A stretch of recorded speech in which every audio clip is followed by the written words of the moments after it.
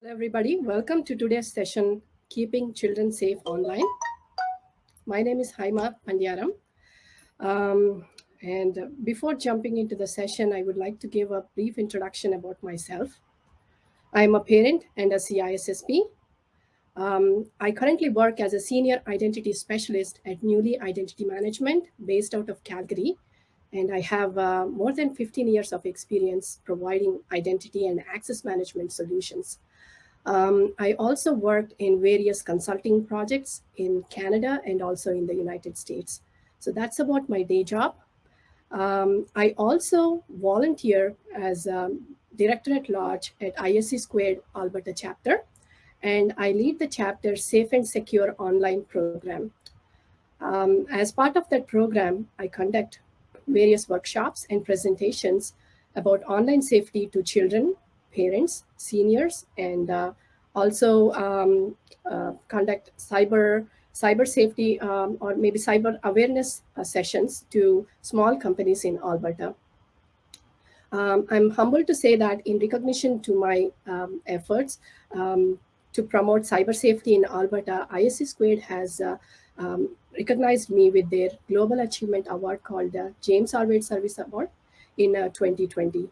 So that's about me.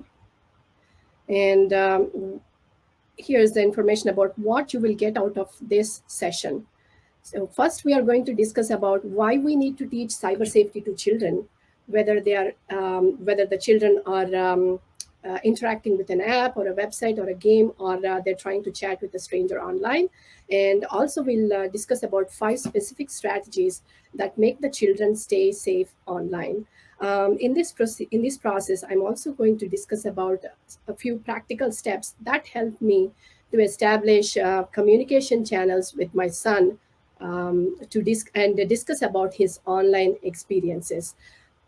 Finally, I'm going to share information about local organizations that are promoting cyber safety in Alberta. So first, let's start with this question. Do parents need cyber safety? Do kids need cyber safety? As you all know, the answer is yes, a big, bold yes. And parents who think or believe that their children can never get into trouble online are either dreaming or living in a fantasy island. Why? Because children today are born into technology.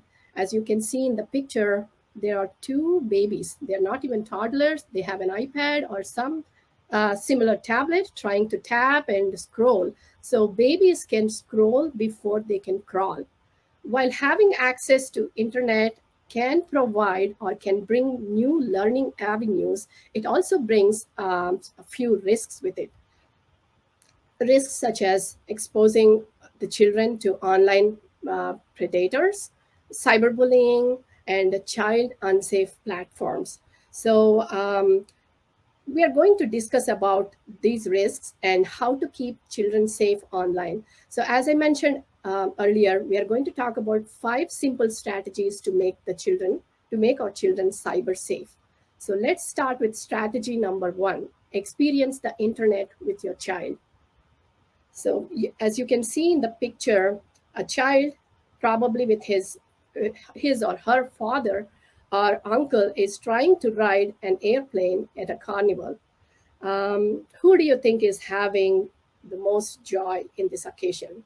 It's hard to say, right? Because there are different reasons why these 2 individuals are having fun and joy. The child is experiencing that ride probably for the first time and is awestruck by the speed and the enjoyment he's getting out of the ride, whereas the parent is looking at the child enjoying the ride and deriving happiness out of that. So let's apply the same strategy to the internet. Let's make time to access each website, app, game, or any other platform our children interact with, including the chat platforms that are embedded in each of these technologies. So as we all know, when we play a favorite game with our child, like if you're a parent, you must have experienced already. When you play your child's favorite game, your child is very enthusiastic to play with you, to tell about his or her experiences in that game, try to try to teach you different strategies and also beat you at the game. They get great fun by beating you out of that game, right? So similarly, when you are reading their favorite book with them or watching their favorite show, they are very happy, and they try to share their experience with you, and thereby you can have quality time and also establish a very healthy and good communication channel with your child. So similarly, when you are interacting with a website, let's say a games website, try to create an account for yourself along with your child. Challenge your child for an online game. And if it has a chat platform, chat with your child. That way, you are trying to teach your child firsthand about how to interact with technology and how to also be comfortable chatting with probably a stranger or some other or another participant or another person who is trying to play that game with your child. I have given an example here. So I used to play my son, or I still play with my son, chess board game, and I wanted to teach him strategies, but there were some limitations. Using board game, I could teach only a few basic strategies. So I went online and saw if there is a fun and interactive way to teach my son chess. And I found a website called chesskit.com. So I created an account for myself, a parent account, and then added a child account to my son. And our accounts are linked as parent and child. So he tried to take the free lessons that website offered. He liked the game, he liked the strategies, and he wanted an advanced or a subscription to go through advanced lessons. Then I bought him a subscription. So to my surprise, ChessKid also offered me subscription level access to my parent account. So I could log in, I could take the chess lessons, see what content is there, how the lessons are framed, and also explore um, various features that are offered in that website. So in this process, I learned a few chess tricks, and also I could play with my son, have good time with him, and chat with him using the chat facility in that website. So we can apply similar strategies for while going through an app. Say like your child came up with a request to download an app because his or her best friend said like it's the coolest app in the world. Then go download the app by yourself, explore the app, and see what information they are collecting. Together with your child, discuss about like how this information could be used, and also talk about privacy settings, like how different settings can be enabled or disabled. And teach kindness. So this is very important. We are going to talk in detail about why we need to teach kindness to children. So teach kindness by reviewing their favorite book or game, apps, website or app, whatever it is online, and try to leave some positive feedback and encouraging comments about the work the author or the creator has done. This way you can raise a kind kid. So that's about strategy number one. And let's go into strategy number two, which is to educate and empower. Okay, you have experienced the internet with your child. You know all the apps your child is going to access, or the websites that your child is going to browse, let's say. And then what other things can you teach your child about the internet? The first thing that you have to teach is, if you haven't already, is the stranger danger. So this is a slide I normally use when I conduct presentations at elementary schools. And this is the slide that captivates the children a lot. Why? Because they can see it obviously that there is a child, probably a fourth grade or fifth grade kid, trying to chat with a stranger, an adult, and a very creepy looking adult online. So this makes them uh, think about the scenarios, or about the chat conversations they might have already made or they are going to make online. So I ask them these simple questions. Do you guys think that this kid knows that he's chatting with this suspicious looking adult? The answer is always no. Would this kid interact with that kind of adult in real world? No way. Then why is that kid chatting with this adult online? It's simple, because he cannot see that person. That child only has the information this adult must have put in his profile, or the picture he might have posted on as his avatar on his profile. So tell the kids that people are not always who they say they are online. People hide behind their screens. They can pose as whoever they want to be. And that's the stranger danger you have to educate your children about. A survey was conducted by this organization called CCSE, Center for Cyber Safety and Education. It's a nonprofit organization associated with ISC Squared, and they conducted an internet usage study for children in grades 4 to 8, and they came up with some key findings. So I'm just posting findings they have come up related to stranger danger. There are many more findings about the patterns, the internet, the time, how much time these children try to access internet, like on an average how much time they spent on the internet, and also how many times they try to violate the rules that were set by their parents, and till what time in the night they could browse the internet, or what were the impacts of this late night browsing, such as being inattentive in school, or skipping the school. So there are many more findings. I'm going to post a link at the end where you can download this study if you're interested. So two things which I'm interested here are 40% of the children who were surveyed either connected or chatted with a stranger online. And 11% of these children who connected or chatted with stranger met that stranger in real life. So if that stranger is an adult and with bad intentions, that is going to bring dire consequences to the child and the child's family. So there is a very good reason that we have to educate our children about stranger danger. And continuing the same strategy, teach your children about privacy. What information is private? What information can be shared with a stranger online?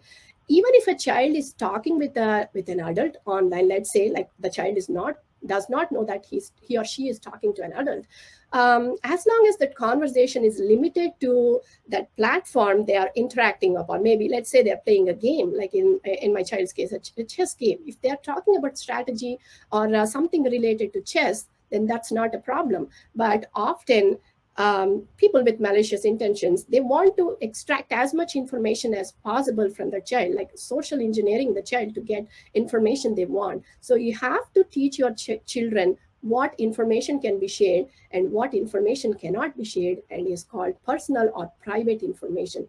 So you know all of this: the first name, the last name, address, phone number, school name, credit card number, and importantly birthdays of the child and also of the parents should not be revealed. Any information that can identify an individual can never be shared with a stranger online. And also talk to them about how bad guys make use of this information. You can talk at a high level about identity theft or physical or psychological harm revealing such information to a stranger can bring to the child and his or her family. Keeping with the flow, private information should also include password. Password should never be shared, not only with strangers, but with friends, whether they are online friends or real life friends, because the friend of your child might not have bad intentions, but somebody else can manipulate that friend and extract the password. Or kids can get into trouble by sharing password. Like it can be as simple as this. Like when I was giving a presentation at an elementary school, two fifth grade two fifth grade boys, they shared an interesting scenario. So they said like one of them shared password with another one, and that friend by accident deleted the assignments that were supposed to be submitted. So that child lost the work. The teacher was good enough to understand, but they got a good lecture about not sharing passwords. So unintentional stuff can happen. So you can share similar stories with your child, like what the level of stories, high level, at a high level that the child can understand. And in that process, you can also teach them about how to set a complex password. You all know how to set a complex password. I had to put this information because I wanted to talk about complex password. Okay. Next one. So we are educating the child about privacy, what information can be revealed and what cannot be revealed in a chat session. How about posting? Children should always, for that matter, even adults should always stop and think before posting. Why? Because again, private information posted online can be made available to bad actors and can be used against that person. So talk to your child about the effects of posting unwanted information online, and teach them how it's always recommended to take a parent's permission or an adult's permission before any information, personal information, can be posted online. If you look at the screenshot, there is normal.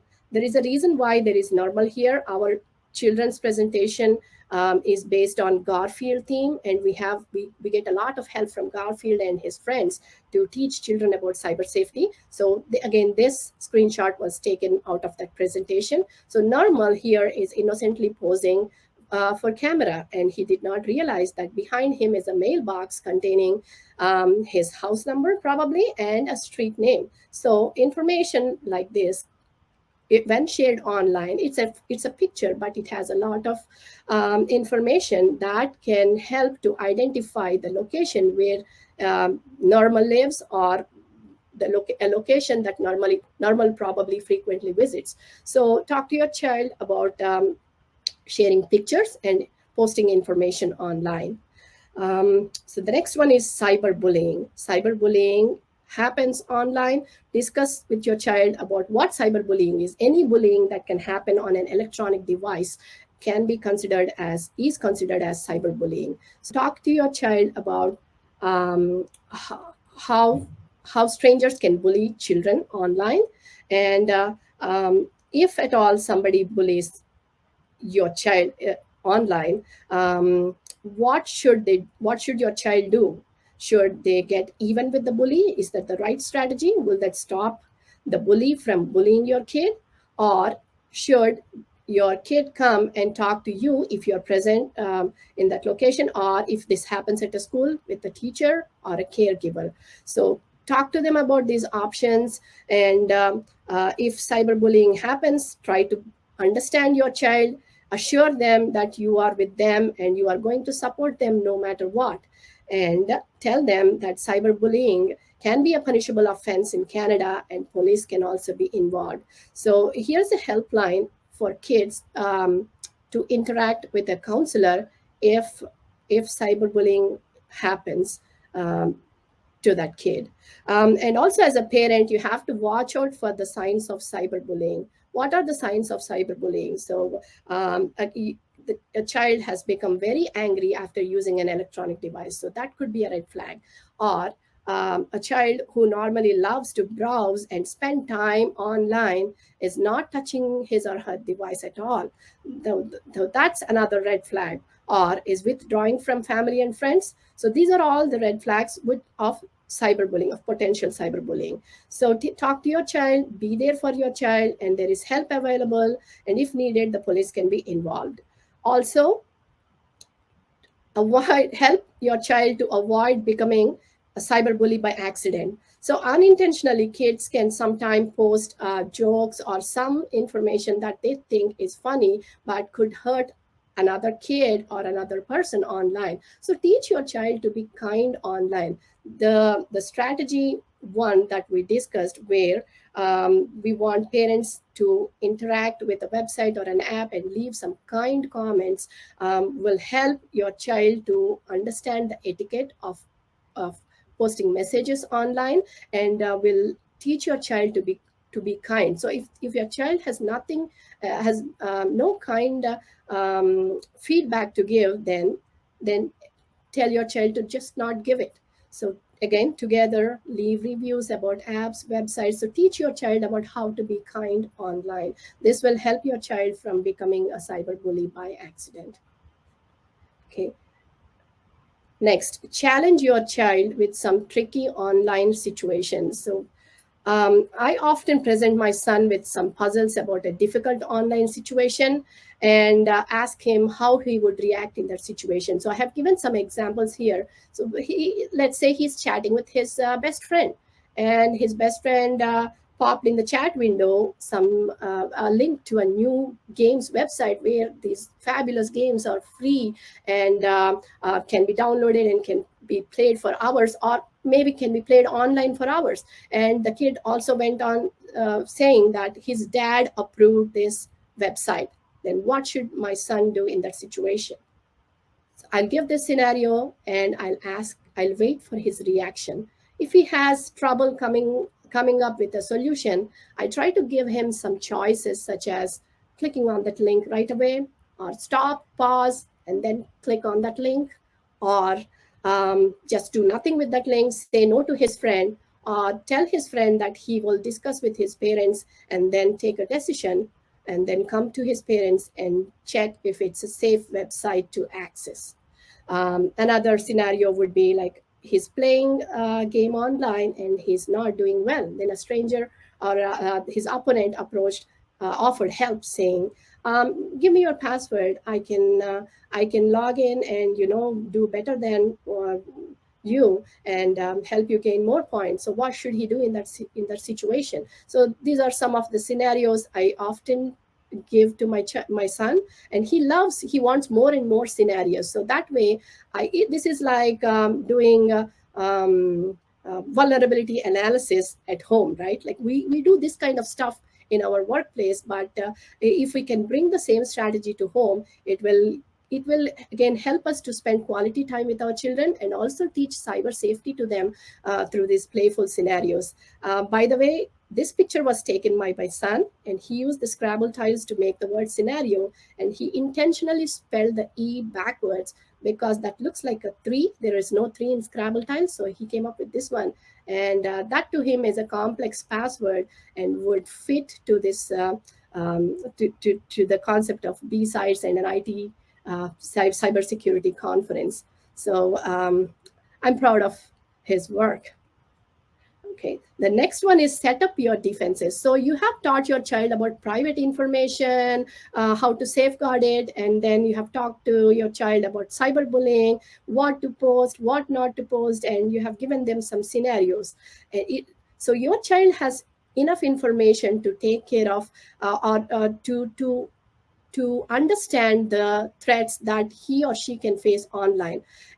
It's also your duty to set up your defenses to help your child not fall into any of these online tricky situations. So let's discuss two types of defenses. One is physical defenses, like as simple as installing webcam covers on all devices your child uses. As we all know, snooping using built-in webcams, it has become very common, and it's recommended to have a webcam cover on all the devices your child uses, and teach your child to make sure that that webcam cover is closing the camera the moment your child tries to access that device. It's like when before you start the car, you check the mirrors and make sure that everything is good, and then you get going. So this is similar to that. And also discourage stranger interaction by requesting your child or limiting the internet usage to public areas, like encourage your child to browse in the kitchen or in the living room where there is some traffic. So this way your child is discouraged to make any unwanted interaction with a stranger. And if it's not possible because you have a big desktop and you cannot carry it all the way to your living room or kitchen, arrange the computer screen in a way so that the screen is facing the door.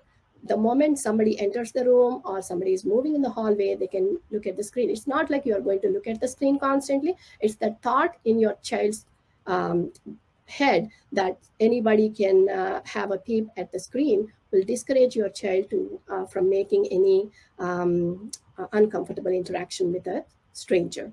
So similarly, you can make use of software defenses such as parental controls that come up with all popular operating systems like Windows, MacBooks, and that are installed in Windows machines, MacBooks or Chromebooks, by using which you can limit the time, the browsing time, uh, um, and also you can limit the websites or applications that can be accessible by your child. There are commercial parental control or monitoring softwares like Custodio or Kaspersky Safe Kids, which have many more features. They can send you some real-time alerts and much more. So please take some time to browse through the parental controls if you haven't done already. And also install. So these are more. This presentation is more geared for parents of elementary school children, because having kid-safe search engines is essential for those kids. As you all know, Google is not recommended for kids because it can bring all sorts of recommendations when your kid does a search, and there is no guarantee that they are all kid safe. So try to use Kiddle or Kidtopia that can filter inappropriate content out there and can only display kid-friendly results. Another one is to use YT So as you saw in one of the slides, the two little guys trying to access, it's better to install YT there. If they accidentally click on that, first of all, nothing will display because you can set the time limit, and even if the time limit is not set, only kid-friendly results are displayed. Another one is to make use of the ESRB ratings. So if you remember about the internet survey we discussed a few slides earlier, 50% of the children surveyed said that they played violent video games that are not appropriate for their age. As you know, video games can contain a lot of violence and also mature content that's not at all recommended for a child to access. So make use of the ESRB ratings, explore the ESRB ratings for the apps, and these ratings are similar to the movie ratings, which are based on age and the content that is being offered by that app. And set restrictions in your app store, if you have Android, or Play Store if you have iOS, to prevent downloading past certain ratings. So E on the leftmost side, everyone is the safest rating and very strict rating. So you can choose whatever rating you think is okay for your child for your child to download an app with. So I'm going to share a link to the ESRB ratings guide at the end of the presentation. Next, strategy number 4, build a partnership. So make your child your partner in making your home cyber safe. Create a cyber safety contract together with your child. This contract is not like something that you can sue your child or your child can sue you, right? Obvious, no, it's a bad joke, I know. So it's a simple contract that gives your child some sense of responsibility and encouragement to exhibit good behavior online. So create a safety contract, sign it with your child, and paste a copy of that contract in your child's room next to his or her computer if possible, or in a place where your child sits often to browse the internet. So this signing such contract and making your child a partner will help to develop mutual respect, and obviously to make them feel the responsibility that they are also playing a big part in making their home internet safe. And if your child has a younger sibling, it's a very good way for him or her to become a role model for the younger siblings. So a sample of this contract is here. It has a lot of information. I'm going to share the link to this contract again at the end of my presentation. So this contract talks about all the topics that we have discussed so far. So do not give any personal information, and also to contact parents if any uncomfortable situation is faced by them online, and also to never ever agree to meet the stranger they met online in real life, and also to think about posting a picture, or even worse, sending a picture to a stranger, and also to not responding to cyberbully, trying to get even with a cyberbully if they become victims of cyberbullying, the unfortunate events of cyberbullying. So also it will, it's talking about how they should approach parents and also to adhere to the rules that are there in this contract. And importantly, another one, that's to not download or install any software that can possibly hurt the computer or jeopardize the family's privacy. So a contract like this will help your child remember the rules they need to follow, and they can sign, and you as a parent can sign. So together you have some good understanding about what is possible, what can be done, or what cannot be done while they are using the internet. Strategy number 5. So you taught your child about how to be safe and how to show the best behavior online. And now it's time for you to be a good role model. So walk the talk, be a responsible parent. So you have to, your kids don't become what you want them to become. They become you. They see you, they try to become like you. So if you are a good role model, then there are very good chances that your kid is also going to become like you. So very simple. When your kids are around, avoid browsing inappropriate content. Yes, and do not hide your screen. So if there is something that it need not be inappropriate, probably is a news item, that's probably not, the headline might not be appropriate for the child, then instead of hiding your screen, do that browsing in privacy when your kid is not around. And also limit your browsing time. If you want to set browsing time limits to your child, then you should also adhere to the screen time limits. Then next, stop posting statuses about your ongoing vacation.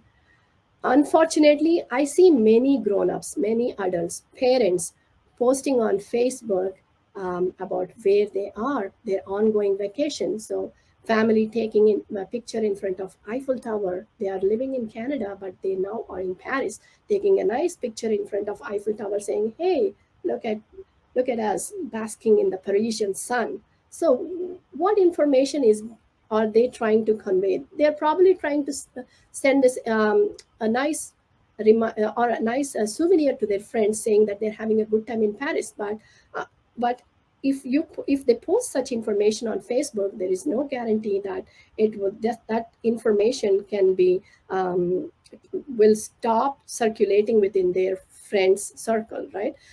There can be, again, bad actors who can exploit this information. Hey, these guys are at least 10 hours away if they magically catch a flight from Paris to Canada, and that gives them a nice idea to sweep up the house, right? So be careful when you are posting statuses online, because your children are watching you and they are trying to learn from you. And also, it's not recommended to post the location that you checked in recently. So geotagging, if possible, just disable geotagging on your devices, and sending automatic check-ins of your location to your social media accounts. Also set a rules chart and follow that rules chart. And when you follow that rules chart, there is a good chance that your child will follow the rules chart. And when you see your child following the rules chart, reward your child's good behavior for adhering to the rules.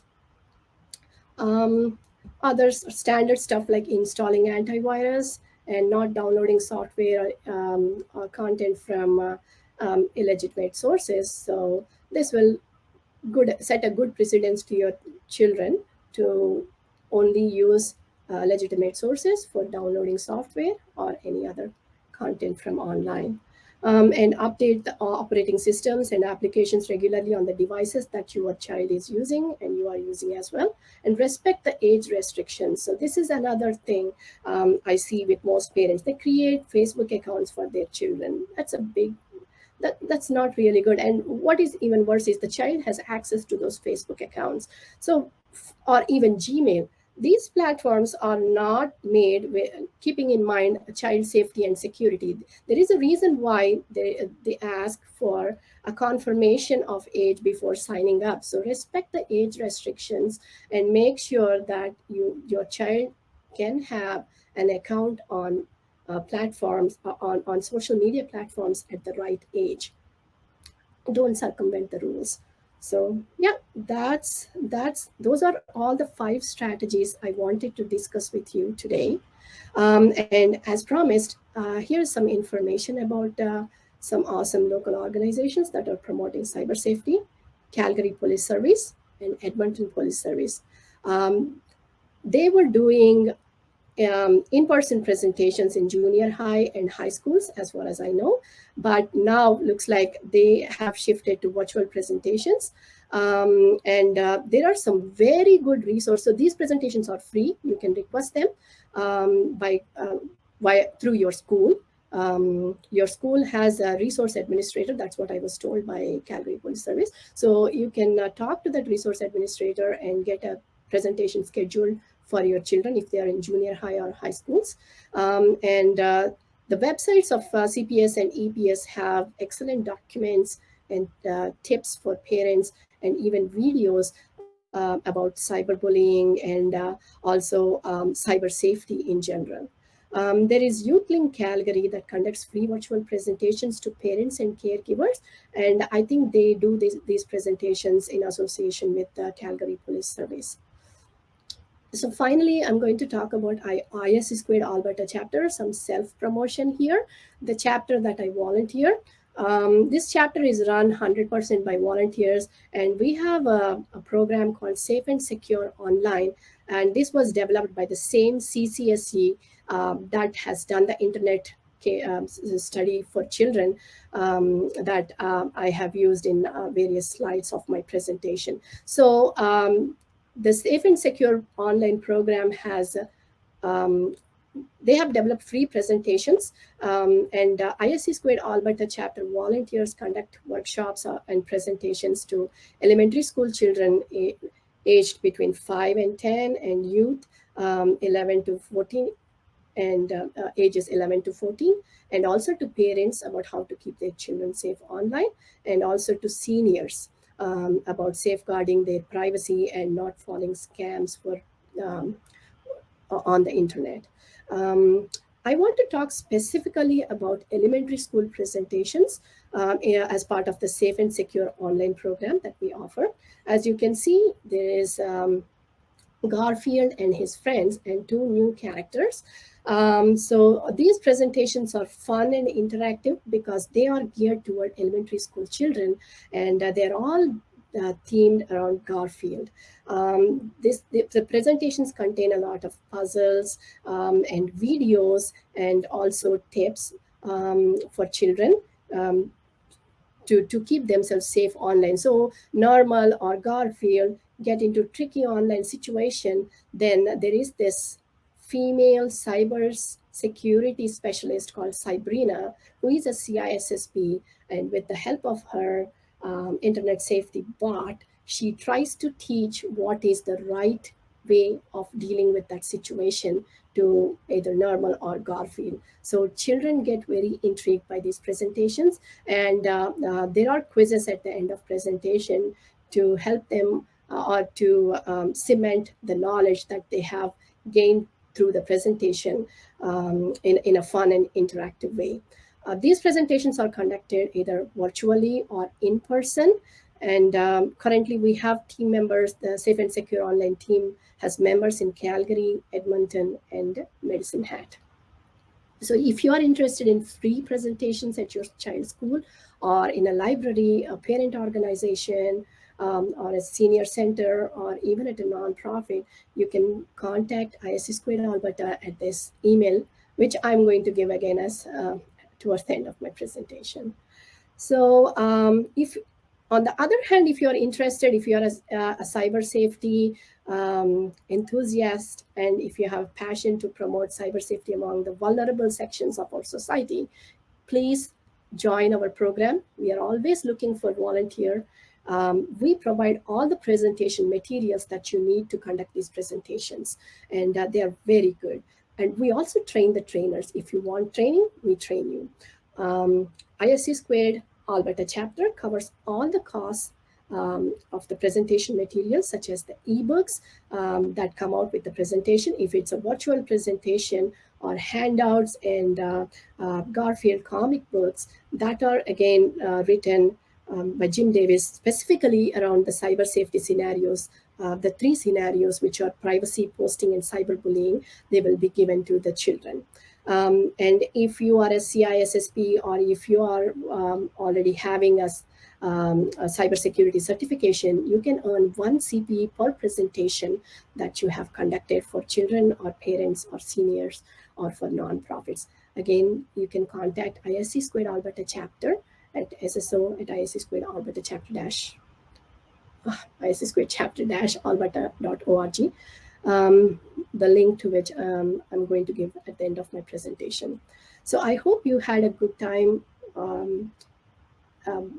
watching this presentation. So far, I'm just going to give a conclusion, a roundup of all the topics that we have discussed so far, that children have accessibility to technology right from a very early stage. And there are dangers that children can face online, and it's the duty of us parents to or caregivers to make sure that the children are equipped to act in the right way when they face a tricky situation online. We have discussed the 5 specific strategies that can make your child safe online. And we have also discussed about the local organizations that are promoting cyber safety in Alberta. So now it's all up to you. And I wish you good luck with becoming your child's cyber safety superhero.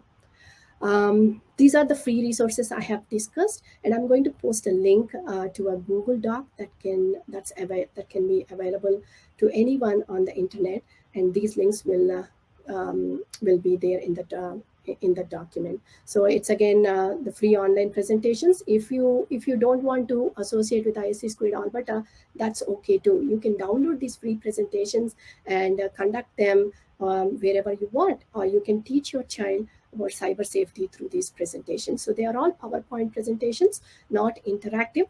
If you want an ebook, please contact us. We'll be happy to provide that ebook or ebooks to you. And also I'll post the links to the online cyber safety agreement or contract, a couple of samples, and the internet usage study by CCSE will be shared with the audience. I want to extend my thanks to the following. For the images used in the presentation, I have used a couple of images from CCSC, which is again associated with ISC Square. So thanks to ISC Square and CyberSafe. And my thanks to these photographers on Unsplash who were kind enough to share their pictures, and I could download them for free online. Now the time for questions. If you have any questions for me, I'll be very happy to answer those questions.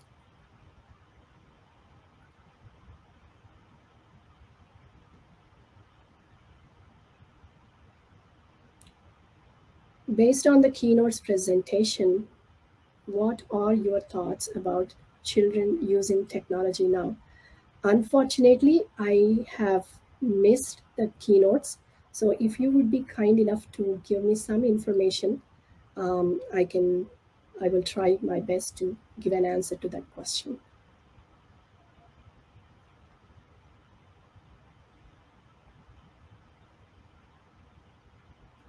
Thank you, Sharifat, for your kind comments.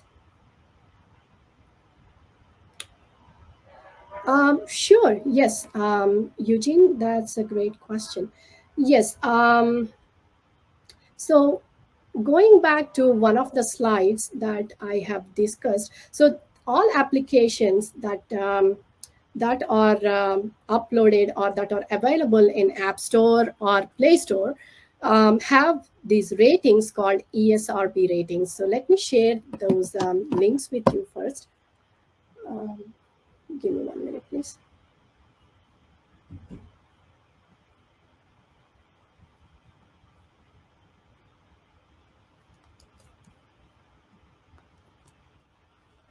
that's the document I was talking about with the helpful links. Let me go back to that slide as well.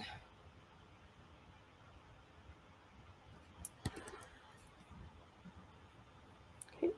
So any app that you can find in the App Store will have one of these ratings. So a link is given in the um, again in the link that I shared. You have a link to the ESRB ratings guide.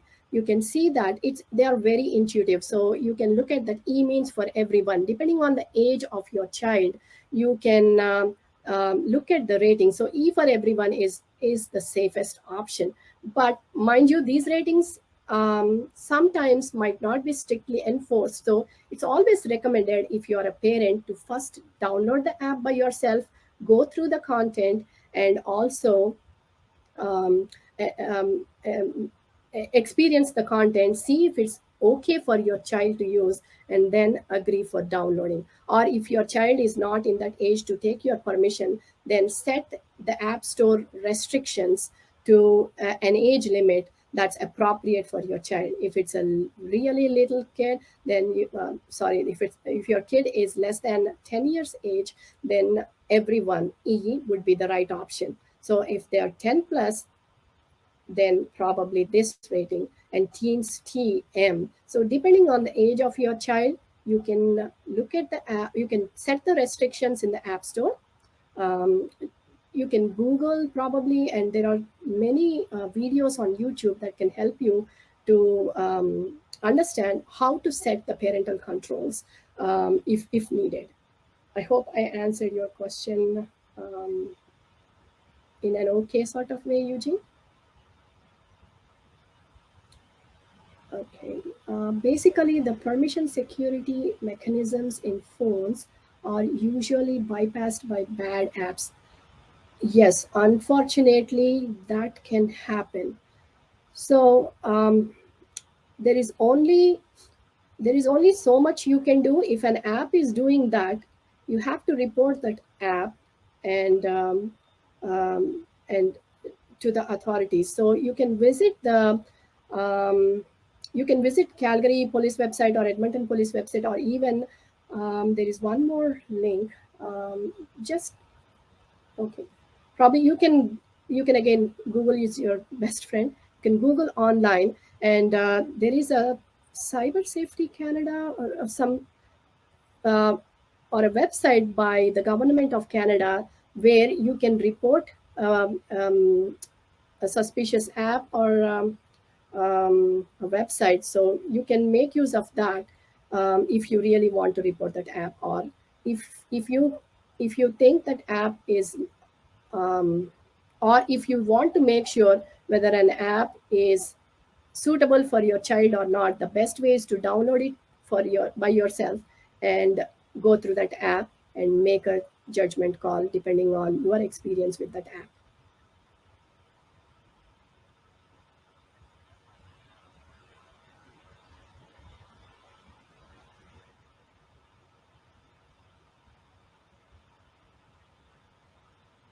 You're welcome, Kenneth. Thank you, Sridevi. Nice to see you here. Um, do you know any recent security experience of our Alberta children? You mean any cyberbullying or any what do you mean by security experience? Like a bad experience? Well, I can't say anything. I don't know if I saw anything in the news, but I keep hearing from parents, from my son's friends' parents, about how their kids accidentally landed up in a very in a mature website when they try to click when they try to do a Google search, or when they try to use Siri or some other voice enabled voice assistant, how the language was misinterpreted, and child child inappropriate content was displayed. So these are some of the incidents I keep hearing. So it's better to be safe than to regret. So if your child is in elementary school, always install. Don't give Google access to them. Don't encourage them to go to Google. Just try the search engines like Kiddle or Kitopia, which are safe for kids, which will limit their which will limit the results to kid safe resources. I hope I answered your question in a way, in the right way, Sridevi.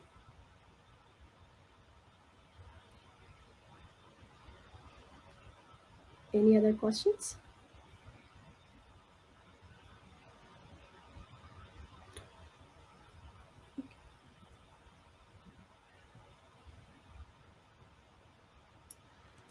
So finally, I would like to share with you my LinkedIn information in case you are interested to know more about cyber safety or the presentations that we give to children in Alberta or parents or seniors in Alberta. With that said, a big thank you to B-Sides Organizing Committee for giving me this opportunity to speak at this wonderful, wonderful platform. And my huge shout out to all the attendees, volunteers, and the sponsors who made this event possible this year. Thank you so much.